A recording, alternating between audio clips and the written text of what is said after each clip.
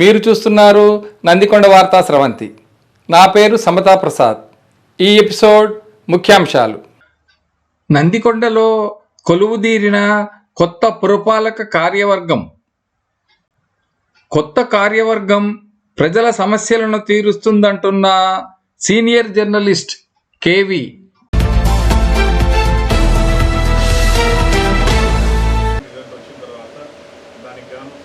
ప్రత్యేక సమావేశాన్ని ఏర్పాటు చేసుకొని ఇక్కడ నూతనంగా ఎన్నికైన కౌన్సిలర్లు వాళ్ళ యొక్క ప్రమాణ స్వీకార కార్యక్రమం, అదేవిధంగా దాని తదుపరి మున్సిపల్ చైర్మన్ ఎన్నిక, తర్వాత మున్సిపల్ వైస్ చైర్మన్ ఎన్నిక జరపడం జరుగుతుంది. దీనికి గాను కలెక్టర్ మనం ప్రత్యేక అధికారిగా నియమించారు Vijayender district minority welfare officer. అందరికీ మరొకసారి నమస్కారం, ధన్యవాదాలు తెలియజేస్తున్నాను. ముఖ్యంగా ఈ కార్యక్రమం మనకు ఈరోజు 11 గంటలకు స్టార్ట్ అయ్యేది ఉంటుంది. 1:30 వరకు మనం కంప్లీట్ చేసుకోవాలి. కొంచెం డిలే జరిగింది మన దగ్గర. అయినా కానీ మనం మొదట ప్రమాణ స్వీకార కార్యక్రమాన్ని జరుపుకుంటాం. తర్వాత ఇదే హాల్లో 1:30 స్టార్ట్ అయింది కాబట్టి తదనంతరం ఎలక్షన్ కూడా కండక్ట్ చేసుకోవడం జరుగుతుంది. చైర్మన్ అండ్ వైస్ చైర్మన్ మీ ఫోన్. సో దీనికి గాను ఇక్కడ అభ్యర్థుల్ని గెలిచిన కార్పొరేటర్ అభ్యర్థులందరినీ కూడా మీకు alphabetical order, Telugu alphabetical order ప్రకారం కూర్చోబెట్టడం జరిగింది, తెలుగు వర్ణమాల ప్రకారం.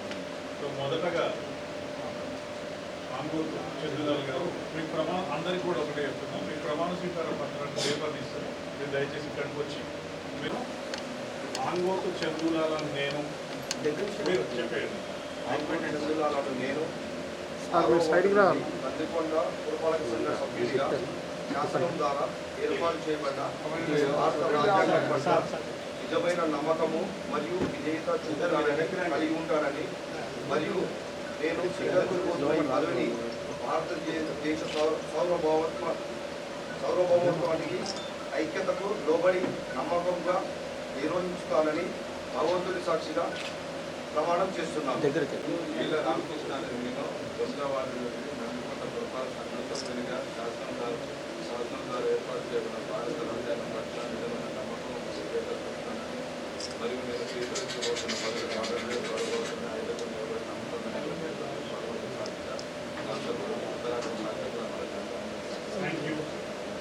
సర్వవర్తి రాజాప్రసాద్ నేను 3వ వార్డు నుండి నందికొండ పురపాలక సభ్యులుగా శాసనం ద్వారా ఏర్పాటు చేయబడిన భారత రాజ్యాంగం పట్ల నిజమైన నమ్మకము మరియు విధేయత చూపుతానని మరియు నేను స్వీకరించబోతున్న పదవిని భారతదేశ సార్వభౌమత్వాన్ని ఐక్యతను లోబడి నమ్మకంగా నిర్వహించాలని భగవంతుడి సాక్షిగా నా అంతరాత్మ సాక్షిగా ప్రమాణం చేస్తున్నాను.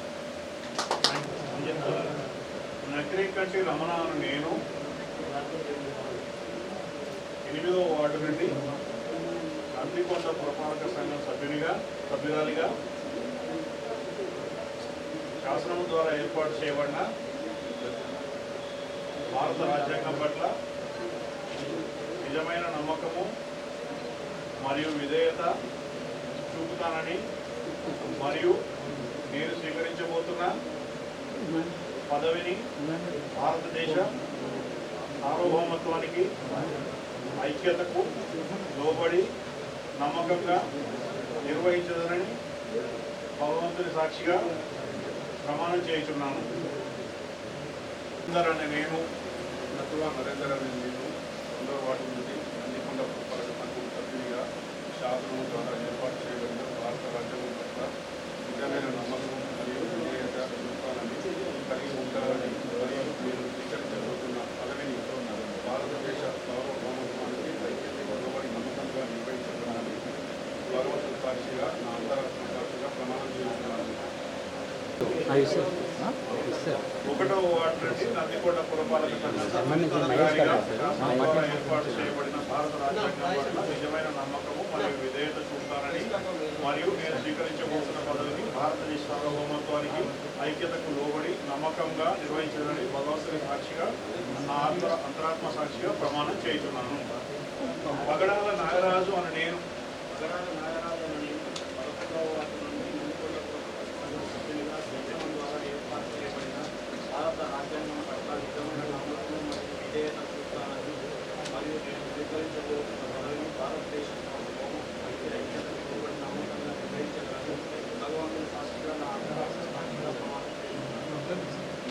బాబురావు అని నేను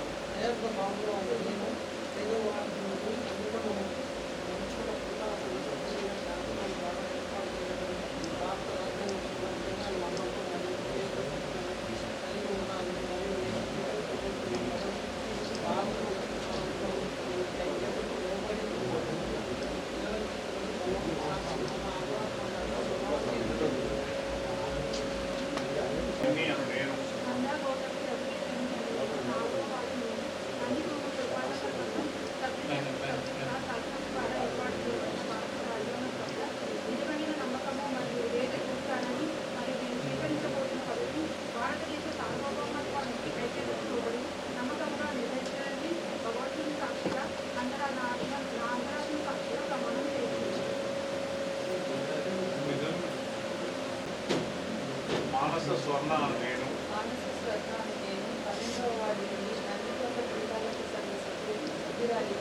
శాసనం ద్వారా ఏర్పాటు చేయబడిన భారత రాజ్యాంగం పట్ల నిజమైన నమ్మకము మరియు విధేయత చూపుతానని మరియు నేను స్వీకరించబోతున్న పదవిని భారతదేశ సార్వభౌమత్వానికి ఐక్యతకు లోబడి నమ్మకముగా నిర్వహించదనని భగవంతుని సాక్షిగా నా అంతరాత్మ సాక్షిగా ప్రమాణం చేయించున్నాను. మైలపల్లి జానకి అని నేను మైలపల్లి జానకి అని నేను 7వ వార్డు నుండి నందికొండ పురపాలక సంఘం సభ్యురాలిగా శాసనం ద్వారా ఏర్పాటు చేయబడిన భారత రాజ్యాంగం పట్ల నిజమైన నమ్మకము మరియు విధేయత చూపుతానని మరియు స్వీకరించబోతున్న పదవి భారతదేశ సార్వభౌమత్వానికి ఐక్యతకు లోబడి నమ్మకంగా నిర్వహించదని భగవంతుని సాక్షిగా ప్రమాణం చేస్తున్నాను. బి వినీషా అని నేను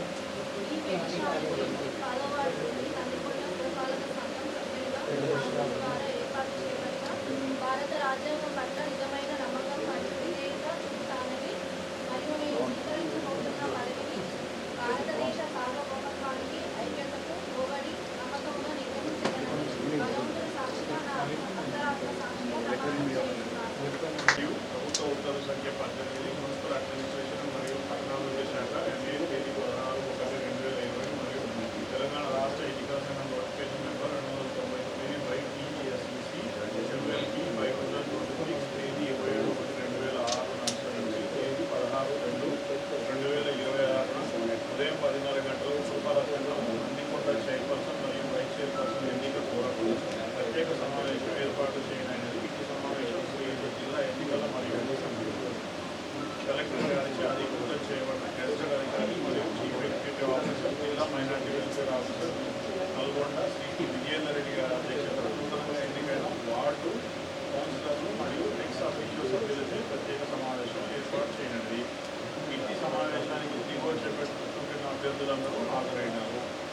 వాళ్ళలో వార్డు 1 నాగమల్లీశ్వరి యాడికి, 2 నటువ నరేందర్, 3 గౌడవర్తి రాజాప్రసాద్, 4 నంద గౌతమి రఘువీర్ బిన్ని, 5 ఆయర్ద బాబురావు, 6 ఆనుగోలు చందులాల్, 7వ వార్డు మైలపల్లి జానకి, 8 నగరేకట్టి రమణ, 9 ఈర్ల రామకృష్ణ, 10 వి వెనీషా, 11 పగడాల నాగరాజు, 12 మానస స్వర్ణ.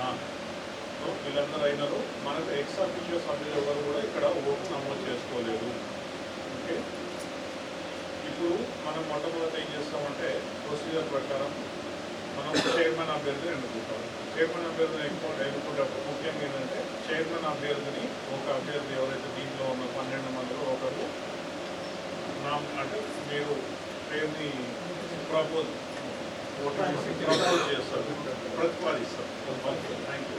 ప్రతిపాదిస్తారు, ఇంకొకరు బలపరుస్తారు. ఈ ఎన్నికైన తర్వాత ఈ ఎన్నికైతే మనకు 50% కంటే ఘోరం ఎక్కువనే ఉన్నది. అంటే 6 కంటే ఎక్కువ ఉన్నారు కాబట్టి ఎలక్షన్ నిర్వహించడం జరుగుతున్నది రూల్ ప్రకారం. అదేవిధంగా ఎవరైతే ప్రతిపాదిస్తారో, ఎవరైతే ఇది చేస్తారో నాకు అదేవిధంగా వైస్ చైర్మన్కు వారు కాకుండా వేరే వాళ్ళు ప్రతిపాదించాలి, వేరే వాళ్ళు సమర్థించాలి వాళ్ళని. కాబట్టి మొదట మనం చైర్మన్ ఎన్నిక జరుపుకున్నామా? ఓకేనా? అయితే ఇది ఏంటంటే పరోక్ష ఎన్నికలు అంటారు. పరోక్ష ఎన్నిక అంటే ప్రత్యక్ష ఎన్నికలు అంటేనేమో మనం ఎలక్షన్ బ్యాలెట్ ద్వారా అయితే ఈవీఎం ద్వారా పరోక్ష ఎన్నిక అంటే ఏంటంటే ఇక్కడ వీడియోగ్రఫీ కూడా జరుగుతున్నది, ప్రెస్ మిత్రులు కూడా ఉన్నారు. ఇక్కడ నుంచి కెమెరాలు మొత్తం స్టేట్ ఎలక్షన్ కమిషన్కి అదేవిధంగా గౌరవ కలెక్టర్ గారి ఛానల్లో కూడా వాళ్ళు ప్రత్యక్షంగా చూస్తున్నారు. ఇందులో ఎవరైతే అభ్యర్థులు ప్రతిపాదిస్తారో ఆ అభ్యర్థి తరఫున 50% కంటే ఇక్కడ వచ్చిన అభ్యర్థులు 50% కంటే ఎక్కువ చేయి ఎత్తడం ద్వారా ఏం చేస్తారు. ఈ చేయి ఎత్తిన అభ్యర్థుల పేర్లు అంతా వీడియోగ్రఫీ ఉంటారు, వాళ్ళ పేర్లు కూడా ఇక్కడ మినిట్స్ నోట్ చేసుకోవాలని కోరుతున్నాను. తెలిసిందిగా కోరుచున్నాం.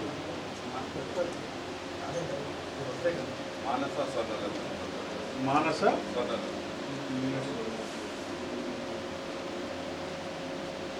మానస స్వర్ణ, wife of Suman.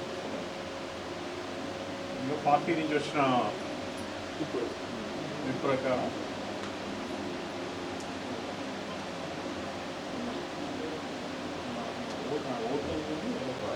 Twelfth ward గారిని నందికొండ మున్సిపల్ చైర్మన్గా ప్రతిపాదించడం జరిగింది. ఎవరు? ఈర్ల రామకృష్ణ 9వ వార్డు కౌన్సిలర్గా ప్రతిపాదించడం జరిగింది. నెక్స్ట్ బలపరిచే అభ్యర్థి చెప్పండి.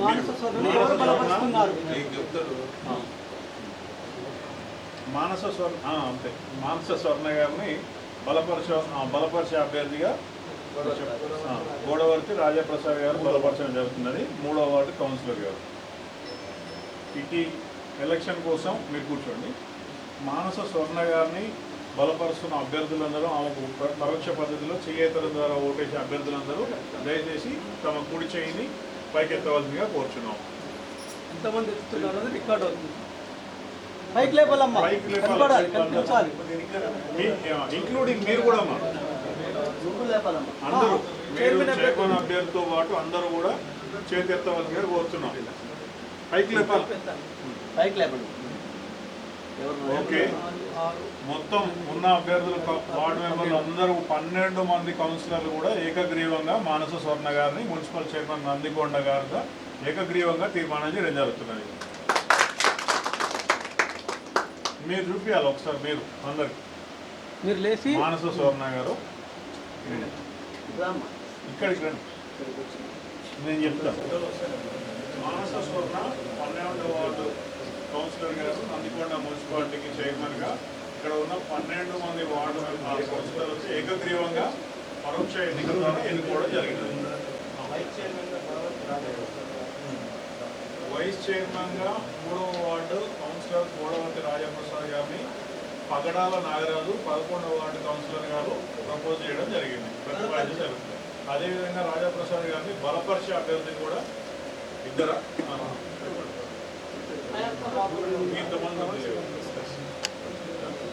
రాసుకోవడానికి. అదేవిధంగా గోడవర్తి రాజాప్రసాద్ గారిని బలపరుస్తూ నటువ నరేందర్ 2వ వార్డు గారిని బలపరుస్తున్నట్టు. అదేవిధంగా మీరు కూర్చోండి. అదేవిధంగా వైస్ చైర్మన్ గోడవర్తి రాజాప్రసాద్ 3వ వార్డు కౌన్సిలర్ గారిని ఎన్నుకుంటున్నట్టు ఏ విధంగా అయితే చైర్మన్ గారిని ఎన్నుకున్నాం అదేవిధంగా పరోక్ష పద్ధతిలో ఇక్కడ ఉన్న కౌన్సిలర్లు అందరూ చేయెత్తి తమ మద్దతు తెలియజేయాల్సిందిగా కోరుతున్నాను. చేతులెత్తే విధానం పైకెత్తాలండి. గోడవర్తి రాజాప్రసాద్ గారు 3వ వార్డు కౌన్సిలర్ గారిని మొత్తం కొంచెం పక్కకు రాలి మంది అభ్యర్థులతో ఏకగ్రీవంగా పరోక్ష పద్ధతిలో ఎన్నుకోవడం జరిగింది. Thank you. వస్తా సార్.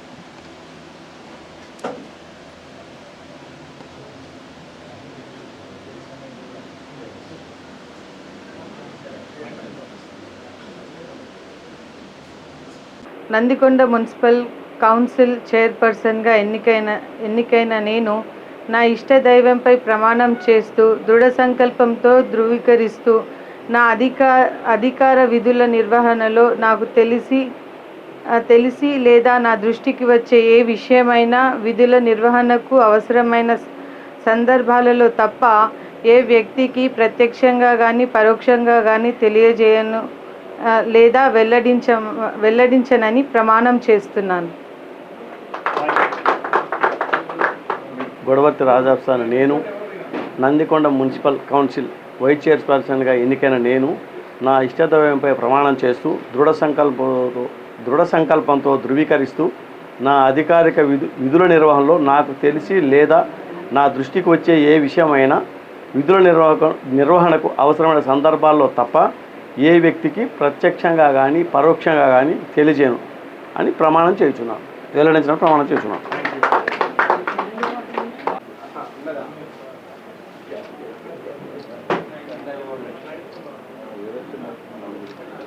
నందికొండ మున్సిపాలిటీ ప్రజలందరికీ నా ప్రత్యేకమైన ధన్యవాదములు. కాంగ్రెస్ పార్టీని 2 కాలనీలు 12 వార్డులకు 11 వార్డులు అత్యధిక మెజార్టీతో గెలిపించి కాంగ్రెస్ పార్టీకి ఎమ్మెల్యే జవీర్ గారికి సహకరించినందుకు ప్రజలు ఏదైతే ఆశించారో పార్టీ నుండి కానీ మా నుండి కానీ ఆ అభివృద్ధి పనులు ఖచ్చితంగా జరుగుతాయని చెప్పి హామీ ఇస్తూ ఈ ఎన్నికల్లో సహకరించిన ప్రతి ఒక్కరికి కృతజ్ఞతలు తెలియజేస్తున్నాను.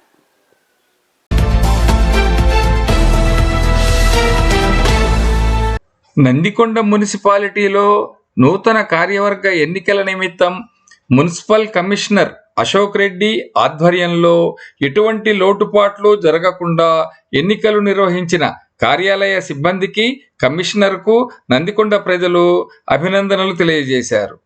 అదేవిధంగా తెలంగాణ రాష్ట్ర ఎన్నికల కమిషన్ సిబ్బందిని కూడా ప్రజలు అభినందించారు. నందికొండ వార్తా స్రవంతి స్టూడియోలో మనతో ఉన్నారు సీనియర్ జర్నలిస్ట్ కేవీ గారు. నమస్కారం అండి. నమస్తే సమత గారు. సార్ చెప్పండి. ఏముంది, ఎదురు చూసినటువంటి ఎన్నికలు వచ్చాయి, ప్రజలు ఓట్లేశారు, కొత్త పాలక వర్గాన్ని ఎన్నుకున్నారు, కాలం మారుతుంది, చేసిన గాయాలు మానుపుతుంది అన్నట్లుగా కొత్త ఆశలు చిగురించాయి, అభివృద్ధి జరుగుతుంది. అంటే యువరక్తం ఇప్పుడు అంతా వచ్చింది, వెల్ ఎడ్యుకేటెడ్. కాబట్టి రాజకీయాల్లో ఎమ్మెల్యే దగ్గర నుంచి మొదలు పెట్టుకొని పాలక వర్గం అంతా కూడా యువతనే. కాబట్టి యువతకు తోడుగా సీనియర్స్ కూడా తమ ఆలోచనలు పంచుకునే వాళ్ళు, అనుభవాలను ఇచ్చేవాళ్ళు కూడా ఉన్నారు. కాబట్టి ఇదంతా కూడా ఒక మంచి వైపు ప్రయాణం చేయాలని నూతనంగా ఎన్నికైనటువంటి పాలక వర్గానికి హృదయపూర్వకంగా నందికొండ వార్తా సంస్థ తరపున అభినందనలు, శుభాకాంక్షలు. మిత్రమా, ఒక విషయం, మన నాగార్జున సాగర్లో ఎప్పుడు చూసినా కూడా 13,521 మంది ఓటర్లు ఉంటే కేవలం 8,000 పైచీలకు మాత్రమే ఓటింగ్ జరిగింది. 4,400 ఓటర్స్ ఓటు హక్కును వినియోగించుకోలేదు. ఇక్కడంతా వెల్ ఎడ్యుకేటెడ్ మేధావర్గం అందరూ ఉన్నారు. కానీ ఎందుకని ఓటింగ్ శాతానికి వచ్చినప్పుడు తక్కువగా పోల్ అవుతుంది? 40% పోల్ కాదు, 59.7% చెప్తా. అంటే ఒక మంచి పాలక వర్గాన్ని ఎన్నుకోవటానికి ఓటు హక్కును వినియోగించుకోవాలి, మనకు హక్కు ఉండాలి కదా, దాన్ని ఎందుకని మనం ఉపయోగించుకోవటం లేదన్నది నా ప్రశ్న. మీరు మంచి ప్రశ్న అడిగారండి. చాలా మందికి కూడా ఇదే డౌట్ ఉంది. మనకి ఎలక్ట్రానిక్ మీడియాలో, స్టేట్ ఎలక్ట్రానిక్ మీడియాలో కూడా అత్యల్ప ఓటర్స్ నమోదైంది నందికొండలో అని చెప్పని అన్నారు. మనకి ఇలా క్లియర్గా వాళ్ళు వెల్లడించడం జరిగింది. అయితే దీనికి మనం శాస్త్రీయంగా తర్వాత దీని నందికొండ చరిత్రని బట్టి మనం ఆలోచించుకోవాలండి. నందికొండ ఏర్పడిందే, నాగార్జున సాగర్ ఏర్పడిందే ఒక అరణ్య ప్రాంతంలో, ఎక్కడా ఏమీ లేనటువంటి పులులు సంచరించినటువంటి ఈ ప్రాంతంలో ఒక ఆనకట్ట కట్టడం వలన ప్రజలు వివిధ ప్రాంతాల నుంచి, రాష్ట్రాల నుంచి ప్రజలు ఇక్కడికి వచ్చారు, ఆనకట్టను నిర్మించారు. నిర్మించిన వారిలో 3 వంతుల మంది చనిపోయారు, 1 వంతు మందే మిగిలారు. వారు కూడా వైద్యం కోసం ఇంత వాళ్ళ జీవనాన్ని వాళ్ళు కొనసాగించలేని పరిస్థితులలో పిల్లల దగ్గర, కూతుళ్ళ దగ్గర, కొడుకుల దగ్గర ఇట్లా వాళ్ళు అక్కడక్కడ వివిధ ప్రాంతాలలోకి వెళ్ళిపోవటం. ఎందుకు వెళ్ళిపోయారంటే వాళ్ళు ఎంజాయ్ చేయటానికి కాదు, వాళ్ళ ఆఖరి దశని వాళ్ళు సాగించటం కోసం, అంతిమ దశని వాళ్ళు కొనసాగించటం కోసం కుటుంబ సభ్యుల దగ్గర ఇలా వాళ్ళు అందుకని ఇది ఎక్కువ భాగం మీరు చూసినట్లయితే మనం హిల్కాలీలో కానీ పైలాన్లో కానీ కొన్ని చోట్ల ఒక లైన్లో 2 లైన్లో ఒక 20 క్వార్టర్స్ ఉంటే అందులో కనీసం ఒక 3 కూడా ఉన్నది లేదు. మేము వెతికాం, మేము చూసాం, వాళ్ళు కూడా చూశారు. ఎవరు ఇప్పుడు కంటెస్టింగ్ చేసే క్యాండిడేట్స్ కూడా వాళ్ళకే తెలుసు, ఇంటింటికి తిరుగుతారు కదా, చాలా వరకు ఉన్నాయి. వీలైనంత వరకు రప్పించగలిగారు. రప్పించి హైదరాబాద్ నుంచి, అక్కడ నుంచి, ఇక్కడ నుంచి, ప్రాంతాల నుంచి వచ్చారు. ఉదాహరణకు మీరే అదంతా ఏం కాదు. ప్రతి సంవత్సరం మన ఓటు హక్కు అది. అది చాలా ఇంపార్టెంట్, చాలా సంతృప్తికరంగా ఇంపార్టెంట్. ఉంటుంది. అలాగా వచ్చారు, ఓటు హక్కు క్యాస్ట్ చేసుకున్నారు, వెళ్ళారు. అది మెయిన్ రీజన్ అండి. ఇంకొక రీజన్ ఏంటంటే ఈ యొక్క అభివృద్ధికి నోచుకోనటువంటి ఈ నందికొండ, అది పూర్వపు నాగార్జున సాగర్, అది కొన్ని రకరకాల కారణాల వలన సగం ఇళ్ళు ఇచ్చి సగం ఇళ్ళు ఇవ్వక పూర్తిగా ఇచ్చేసేసి దీన్ని ఒక స్ట్రీమ్ లైన్లో పెట్టి అన్ని ఇళ్ళకి మున్సిపల్ ట్యాక్స్ అవి ఇవి కలెక్ట్ చేస్తూ ప్రాపర్టీ ట్యాక్స్ కలెక్ట్ చేస్తూ ఉంటే హాలియా, మిర్యాలు కూడా, నల్లగొండ ఎట్లా డెవలప్ అవుతున్నాయో ఇక్కడ కూడా డెవలప్ అయ్యే అవకాశం. ఇది అటు ఇటు కాకుండా మధ్య రకంగా ఆగిపోవటం వలన కొంత నష్టం జరిగినటువంటి మాట సుస్పష్టం, అందులో డౌట్ లేకుండా. మున్సిపాలిటీకి నష్టం జరిగింది, ప్రజలకు నష్టం జరిగింది. అభివృద్ధికి మూలాధారం ఏంటంటే ఆర్థికం. ఇప్పుడు గ్రామ పంచాయతీలు ఎన్నికలు జరిగినాయి ప్రసాద్ గారు. కేంద్రం నుంచి 3,000 కోట్లు కావాలి రాష్ట్ర ప్రభుత్వానికి. మొన్ననే 350 కోట్లు దాదాపు విడుదల చేసినట్లు అధికార వర్గాల ద్వారా వెల్లడవుతుంది. ఈ మున్సిపల్ కూడా ఎన్నికలు జరిగాయి కాబట్టి నిధులు గవర్నమెంట్ నుంచి కేంద్రం కానీ రాష్ట్ర ప్రభుత్వాల నుంచి కానీ నిధులు వచ్చినట్లయితే అభివృద్ధికి దోహదపడతాయి. ప్రజల భాగస్వామ్యం కూడా ఉండటం కోసమే కదా స్థానిక పరిపాలన అన్నది. ఈసారి ఎన్నికల్లో ఒక గమ్మత్తైన విషయాన్ని చూసాము. చెప్పండి. ఎందుకంటే ఇది 2వసారి జరిగినటువంటి ఎన్నిక. ఈ ఎన్నికల్లో రిజర్వేషన్స్ బాగా పనిచేశాయి, స్త్రీలకు బాగా పనిచేశాయి. 6 వాళ్ళు 6 వీళ్ళు కాబట్టి లేచింది మహిళా లోకం కాదు ఆ విధంగా. అంతేకాదు కాంగ్రెస్ ఒక ఎత్తుగడ మైండ్ గేమ్ తోటి ఈ ఎన్నికల్లో ముందుకు సాగింది. ఏంటంటే 12 సీట్లు మావే అని మొదటి నుంచి ఒక పటిష్టమైనటువంటి ప్రణాళిక ఎత్తుగడలతోటి ముందుకు వెళ్ళటం వల్ల ప్రతిపక్షంగా ఉన్న బీఆర్ఎస్ గతంలో ఏదైతే ఉందో వార్డులు తారుమారు కావటం ఇవన్నీ కూడా జరిగినాయి. ఏదేమైనా సరే ఈసారి కాంగ్రెస్ గతంలో కంటే కూడా, అంటే గతంలో ప్రతిపక్షంలో ఉన్నప్పుడు 3 సీట్లు, ఇప్పుడు 1 సీటుకే మిగిల్చారు బీఆర్ఎస్ ను. 11 సీట్లు. క్రికెట్ టీం కి ఇంకొకటి తక్కువైపోయాడు. అది ఎట్లా సరే. అయితే ఇక్కడ ఇప్పుడు ఇది రెండవ పాలకవర్గం. సరే, మొదటి పాలకవర్గం మనకి బీఆర్ఎస్ పార్టీ, టీఆర్ఎస్ పార్టీ అధికారంలో ఉండగా ఏర్పడింది. నేనంటాను ఈ పాలకవర్గం, రెండవ పాలకవర్గం రాష్ట్రంలో, తెలంగాణ రాష్ట్రంలో కాంగ్రెస్ పార్టీ అధికారంలో ఉంది కాబట్టి, రెండవ పాలకవర్గం మొత్తం కాంగ్రెస్ పార్టీ కైవసం చేసుకుంది కాబట్టి, ఒకటి మినహా కైవసం చేసుకుంది కాబట్టి నందికొండ మున్సిపాలిటీ అభివృద్ధి పదంలో పరిగెడుతుంది అని నేను భావిస్తున్నాను సార్. మీరేమంటారు? ఆశించటంలో తప్పు లేదు. ఎప్పుడు కూడా మనం ఆశాజీవులం. మంచి భవిష్యత్తుని మనం ఆలోచించాలి. ఇంతటితో అయిపోయింది నిరాశ నిస్పృహలకు గురి కావాల్సిన అవసరం లేదు. రెండవది ఏంటంటే ఇప్పుడు వచ్చినటువంటి పాలక వర్గంలో పాత కొత్త కలయిక ఉంది. అనుభవజ్ఞులు ఉన్నారు, కొత్తగా వచ్చిన వాళ్ళు ఉన్నారు. కొత్తగా వచ్చిన వాళ్ళలో వెల్ ఎడ్యుకేటెడ్స్ కూడా ఉన్నారు. కాబట్టి పరిపాలన మీద, దీని నిధుల మీద, విధి విధానాల మీద ముందుగా వాళ్ళు పూర్తి స్థాయిలో అవగాహన కలిగి ఉంటే పరిపాలన అనేది సవ్యంగా కొనసాగుతుంది. పరిపాలన మీద ఎప్పుడైతే మనకు అవగాహన ఉండదో అప్పుడు కుంటుపడుతుంది. మీరు ఇక్కడ ఒక చిన్న విషయం గమనించాలి. కొత్త పాలకవర్గం, రెండవ పాలకవర్గం ఇప్పుడు ఎన్నుకున్నప్పటికీ 2 సంవత్సరాల క్రితమే నందికొండ మున్సిపాలిటీని కాంగ్రెస్ పార్టీ హస్తగతం చేసుకోవటం జరిగింది. అవును, వాళ్ళ అధికారంలోకి వచ్చిన తర్వాత మొత్తం అందరు ఇటు వచ్చేసారు. తర్వాత కాంగ్రెస్ పార్టీ వాళ్ళే దానికి చైర్మన్గా ఉన్నారు, వాళ్ళందరూ ఉన్నారు.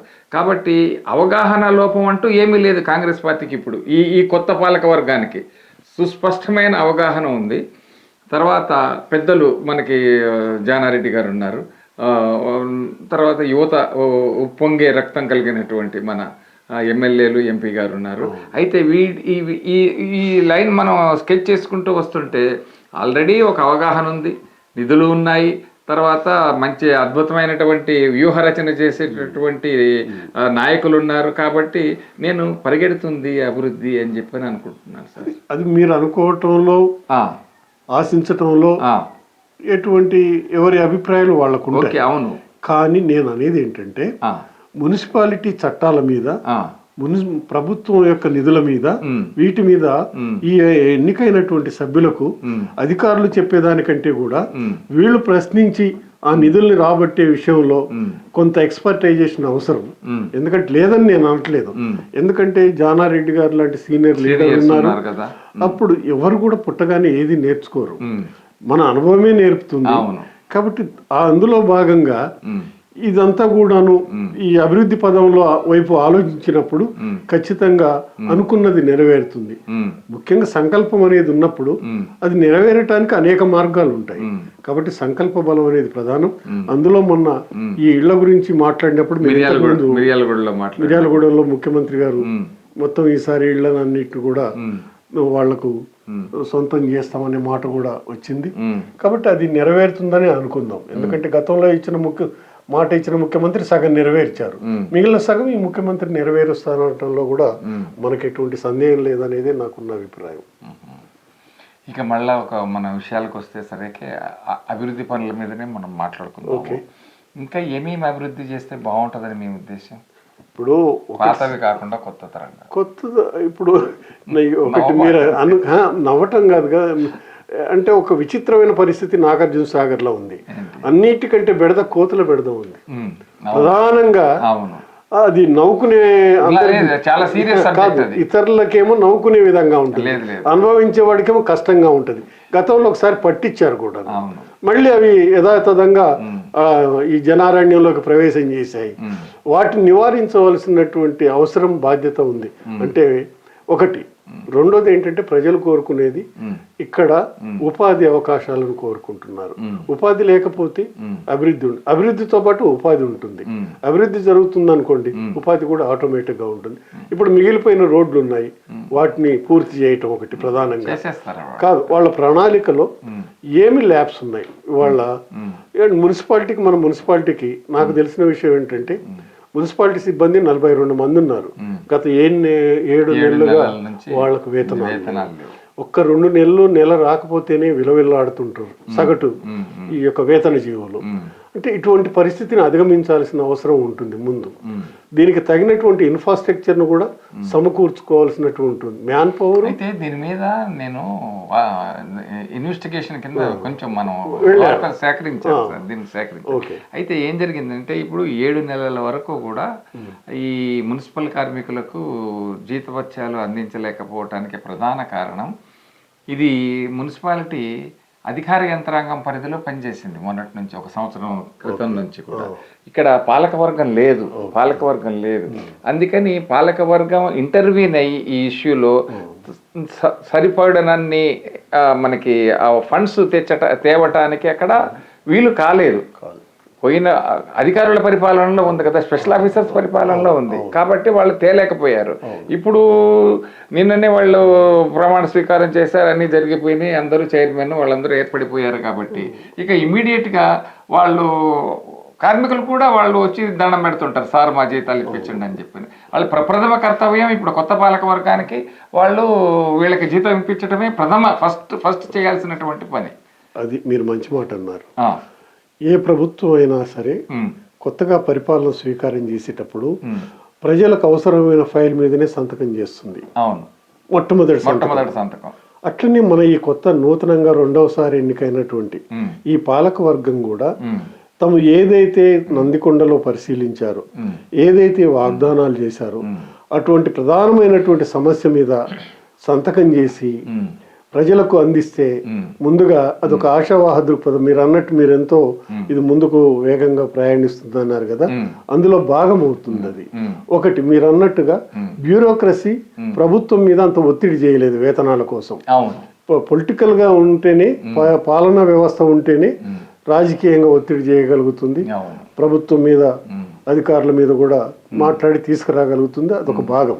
కాబట్టి ఇప్పటికైనా మొట్టమొదటిసారిగా ఈ వేతనాలు లేని జీవుల పట్ల వేతనాలు ఇప్పించడం, ఆఖరి లాస్ట్ గ్రేడ్ వర్కర్స్ వాళ్ళు, మున్సిపల్ కార్మికులు అంటే రోడ్ల మీద చెత్త ఏరే వాళ్ళు అంటే వాళ్ళకన్నా ఇంకా కింది స్థాయి ప్రభుత్వ ఎవరు లేరు కదా, ఉద్యోగులు ఎవరు లేరు. అందులో మిగతా వాళ్ళు పనిచేసే వాళ్ళు స్టాఫ్ కు మాత్రం వేతనాలు వస్తున్నాయి.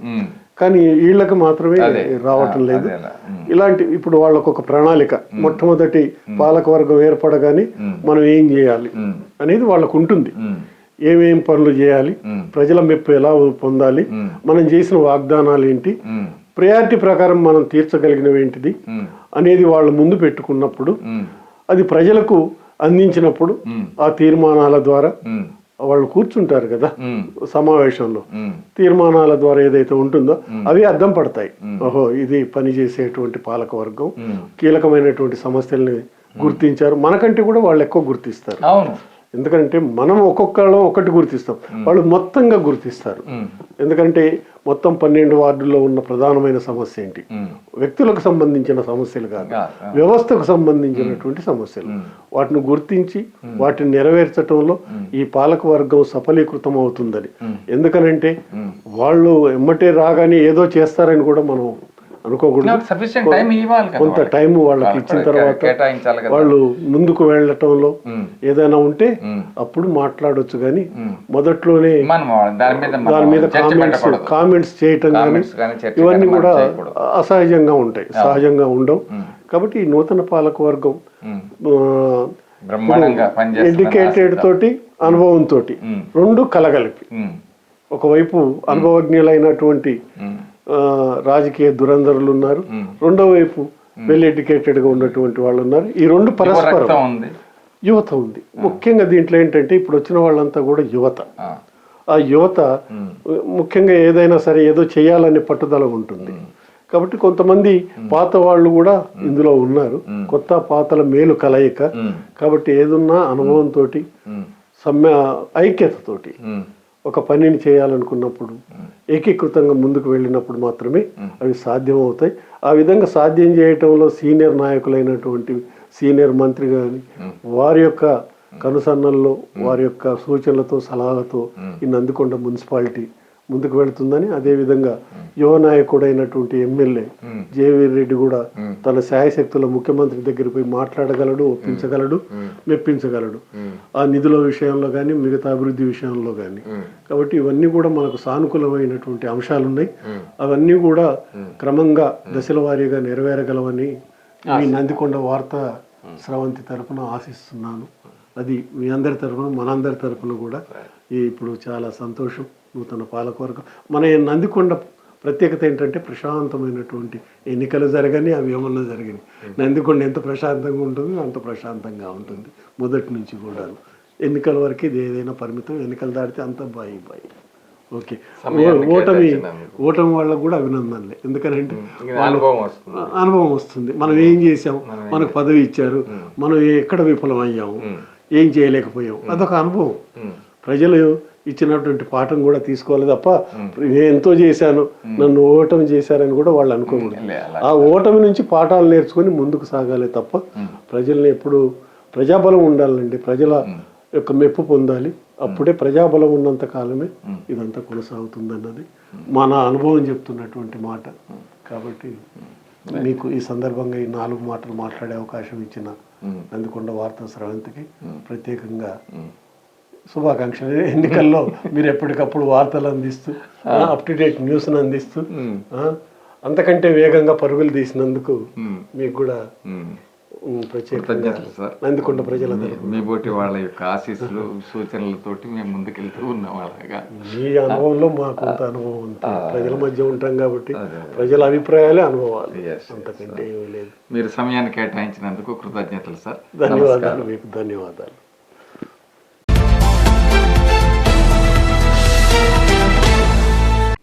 చూస్తూనే ఉండండి నందికొండ వార్తా స్రవంతి.